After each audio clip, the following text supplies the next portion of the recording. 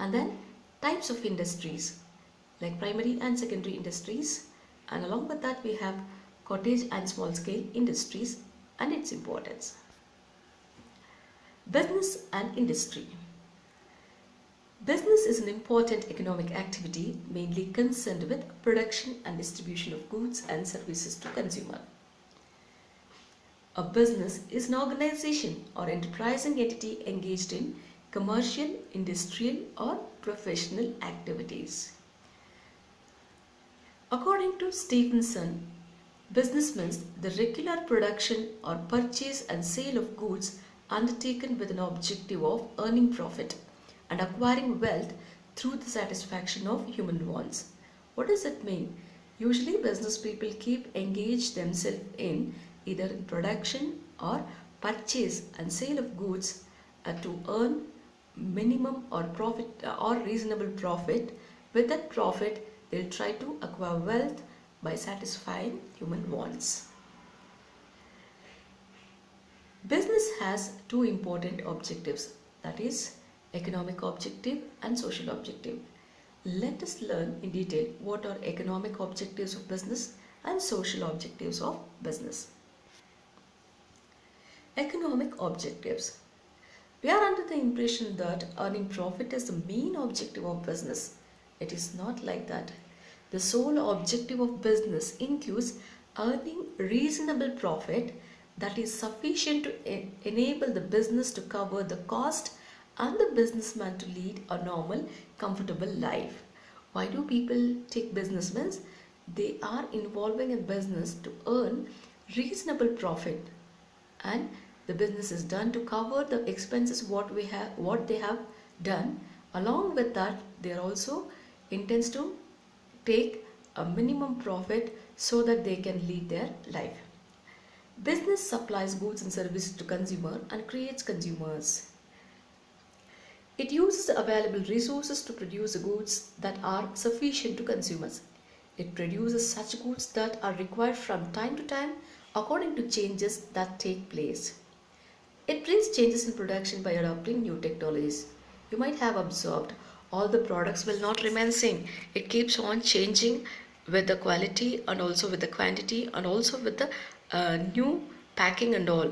So how do the people will do? Means obviously by adopting new techniques, they'll try to bring a lot of changes in production.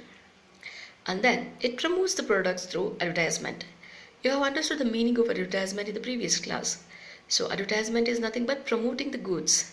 It promotes the products through advertisement. How you people will come to know about the new products, what is available in the market? Means it is only through advertisement. Not only that, even the change products also displayed in the advertisement.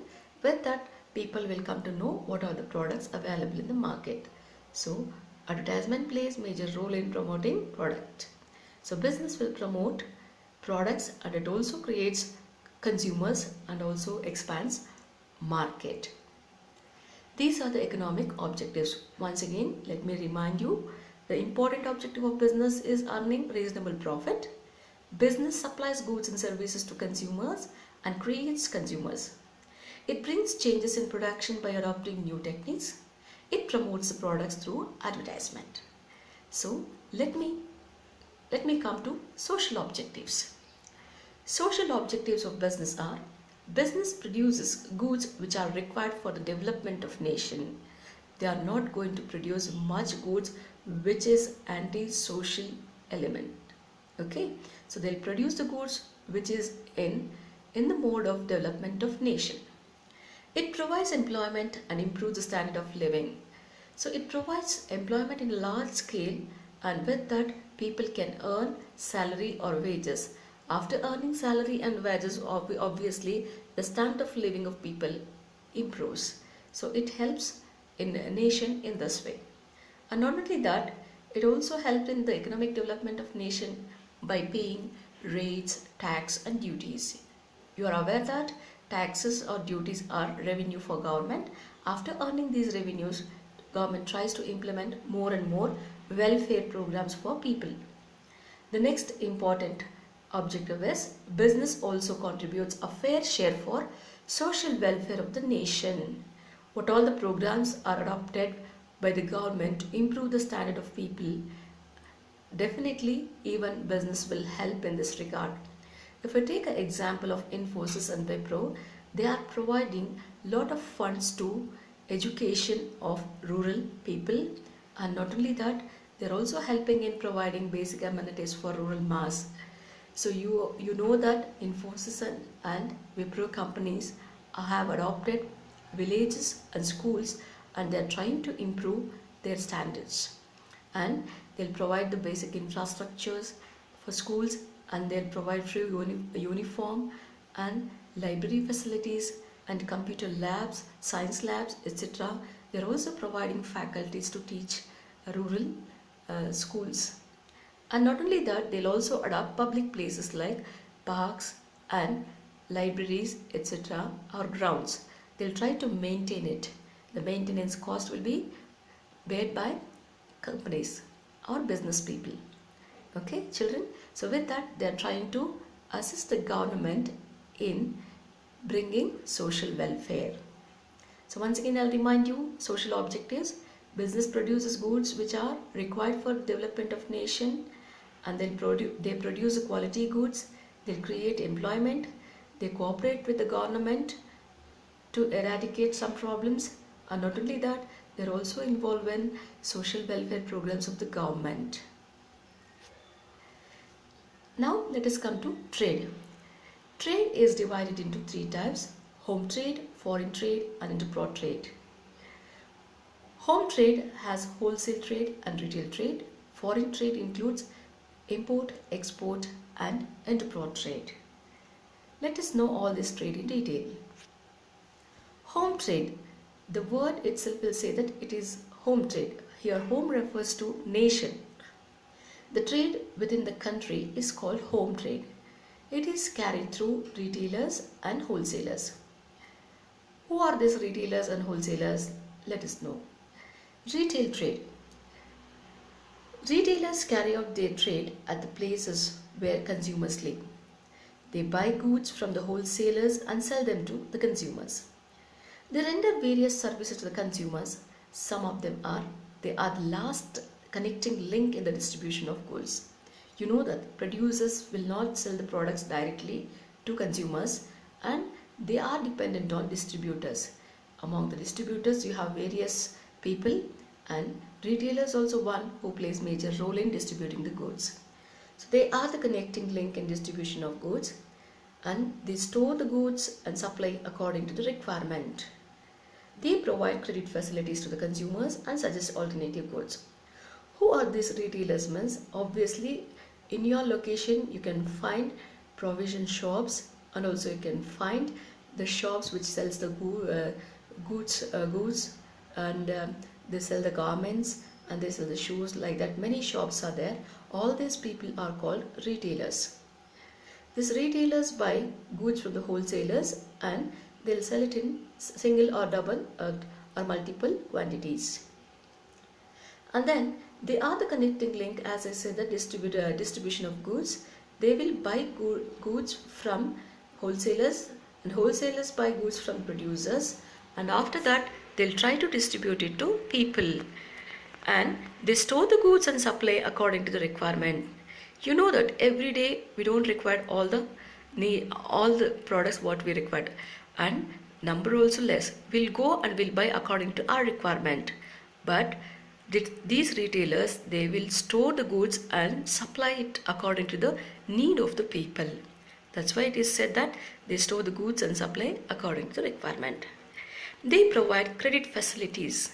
Obviously, if you are very familiar with the shopkeeper, they are going to give a credit facility.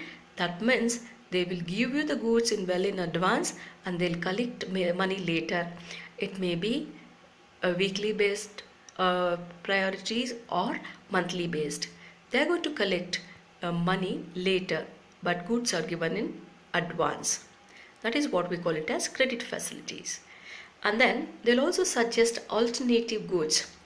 When you are interested to buy product A, when you go to shop, if the product A is not available, he will not send you back. He will say that there is an alternative product called B. Please buy that, even it is also equally good like A. and he will try to convince, and after that obviously you will come with the product. And this in this way they'll just try to suggest alternative goods. They are not only suggest the alternative goods, they will also say that what are the new goods available in his shop and what has come in the market. So in this way they'll try to expand the business and expand the market and create more consumers. Let's come to wholesalers. Who are these wholesalers? The wholesalers are the people who buy large quantity goods from the producers, and after buying that they are going to sell it for retailers. They provide credit facilities to retailers. How the retailers provide credit facilities to consumer? In the same way, even retailers get credit facilities with wholesalers. They supply market trends to the retailers. Whatever is available in the market and what is in a more demand, according to that, the wholesalers will supply the products to retailers. They do not keep high margin of profit. When it compared to retail business, obviously the wholesalers will not keep much of profit. Their margin of profit is less compared to retailers. The retail trades are two types. That is, one is permanent shops and second one is itinerant or mobile traders. What is permanent shop means? What are the provisional stores and other stores you find near your house? These are called permanent shop. They won't change the location. These shops will remain for a long time. And then next is mobile traders or itinerant shops means these will keep moving from one place to another, otherwise they will settle in one centers, and these are simple and they'll come door to door. Under this you have hawkers, peddlers, street vendors and market vendors. So who are hawkers? They carry goods on their heads and move from door to door and sell their goods. They generally sell only one or two types of goods. Example, vegetables and fruits and flower vendors. The next is peddlers. The peddlers, they carry goods on wheeled carts and sell them to the consumers at their stores. They generally sell more than one type of goods. Street vendors,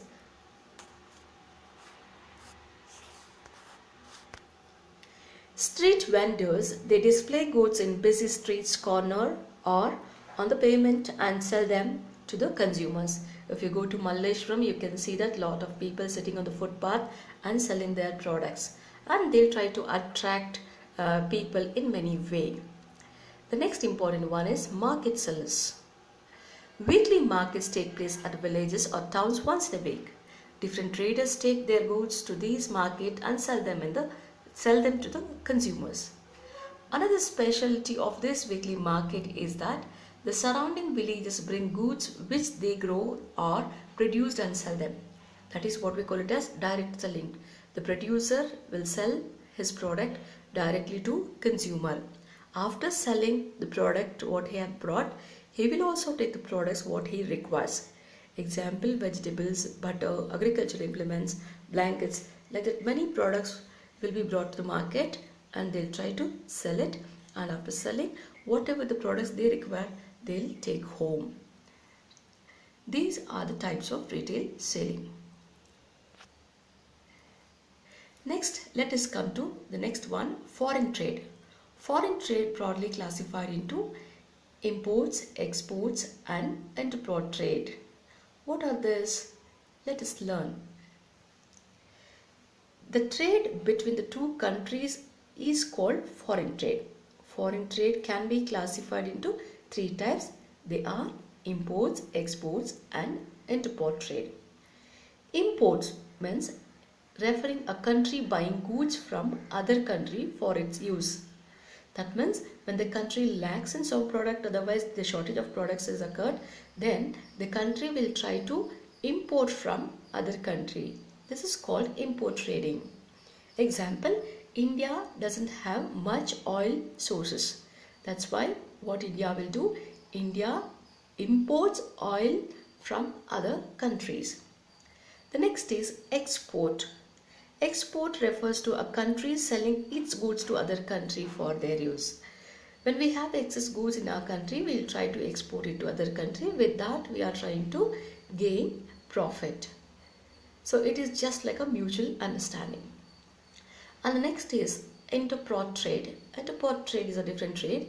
Here, the country will not buy the product for its own usage. It will try to buy the products from one country to sell it to other country. This is what we call it as interport trade. And here also the countries will earn huge profit. And today it is expanding. We have Singapore and Middle East countries, for example, for interport trade. Interport trade refers to a buying of goods from one country with a view to sell it to other country. Nowadays, many countries are carrying out interport trade because, as I said, that it is earning huge profit. And what is the need for foreign trade? Do you think there is importance for foreign trade? Obviously, yes. As you know that no country in the world is self-sufficient in all the natural resources. Some countries have plenty of natural resources. Using the available natural resources, they produce more goods than they require, and the excess is exported to other countries. In this way, many countries are trying to help each other. It may be business, but simultaneously, every country is benefited of foreign trade.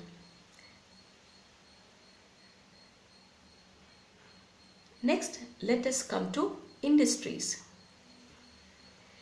Industry is an economic activity. It is concerned with the production of goods, extraction of minerals, and also providing some services. Industries are classified into two main groups. They are primary industries and secondary industries. Let us know what are primary industries. Primary industries produce goods by using the natural resources. Example, agriculture, fishing, dairy farming, mining, etc. These industries are further divided into two. They are genetic industries and extractive industries. Genetic industries. Genetic industries are engaged in reproduction of different crops, animals, and plants. They help to increase the wealth of a nation. Example, horticulture, dairy farming, poultry farming. These are categorized under genetic industries. Next, we'll come to extractive industries. Extractive industries are engaged in extracting different raw materials and ores from the earth. It is also called non-renewable industry. Example, extraction of ores, drilling of oil wells these are the examples for extractive industries. Let us go to secondary industries. Secondary industries, also called as manufacturing industries, and they are labor-oriented industries. They are further divided into manufacturing industries and construction industry. What are manufacturing industries? Manufacturing industries are engaged in converting raw materials or semi-finished products into finished products. They are mainly labor-oriented and supply finished products to consumers. For example, converting iron into steel, sugar out of sugar cane, etc. Construction industries. They are engaged in construction of roads, canals, bridges, etc. These industries help in quick development of economic activities like transport and communication. And after this, let us come to cottage and small scale industries. What are cottage industries? Cottage industries are also called as household industries. They are carried out by craftsmen in their own houses with the help of family members or apprentices. They mainly concentrate in the villages and produce goods mainly for local market. Carpentry, smithy, carpet weaving, pottery, blanket making are the examples for cottage industries. Even these industries play a major role in earning profits and also export business. Small scale industries. These are organized in a small scale in a particular place. They use electric power and some machines, simple machines. They employ laborers and adopt modern techniques.